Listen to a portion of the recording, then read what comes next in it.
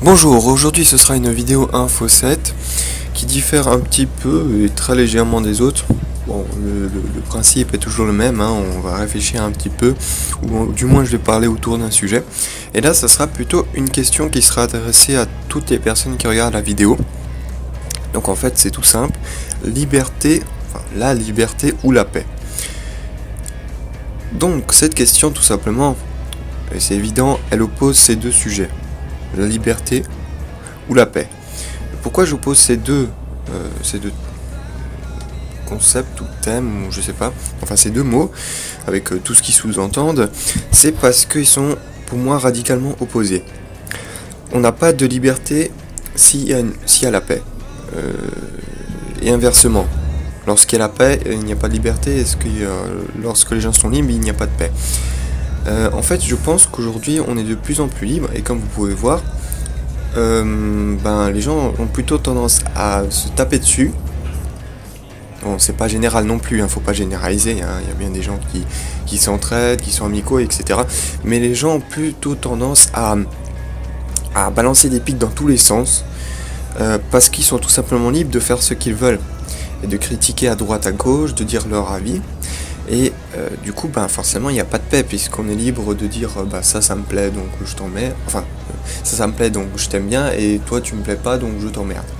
Tout simplement, on a le droit de dire ça, on est dans une démocratie, et donc ça, c'est une facette de la liberté. Donc forcément, il n'y aura pas de paix. Quand il y a la paix, les gens s'entraident, font tout, absolument tout, font des sacrifices pour que tout simplement la paix soit garantie, quitte à ce qu'il y ait quelques morts.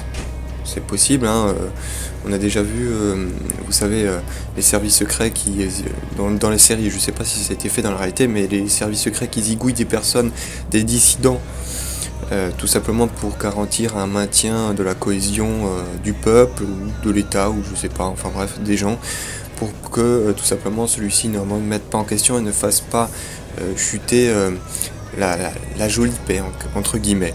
Voilà, donc c'est une question qui est adressée à vous, et je pense que ça serait bien que vous y réfléchissiez, parce que ça influe beaucoup sur nous et sur la manière dont on se représente, peut-être le gouvernement et l'État.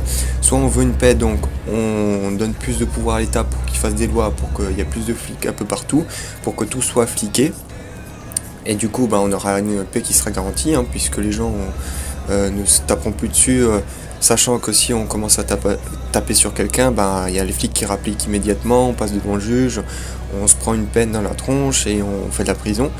Ou alors on garde cette liberté, mais en sachant bien que ça sera la guerre de tous contre tous. J'exagère un peu, mais c'est bien pour vous montrer que ça sera pas le monde des bisounours. Vous serez libre de faire ce que vous voulez, mais il faudra pas s'attendre à ce que tout le monde soit gentil avec vous aussi. Voilà. Donc c'était une simple vidéo, je vais pas m'étendre plus dessus, puisque sinon je vais commencer à dire des conneries. N'oubliez pas de liker, surtout réfléchissez, puis mettez en commentaire ce que vous pensez bon, juste, ou ce que vous voudriez dans l'idéal. Et favoris, abonnez-vous si vous avez envie. Bien évidemment, on se retrouvera pour d'autres vidéos Info 7 et des vidéos d'autres types. Et moi je vous dis à ciao, bonsoir.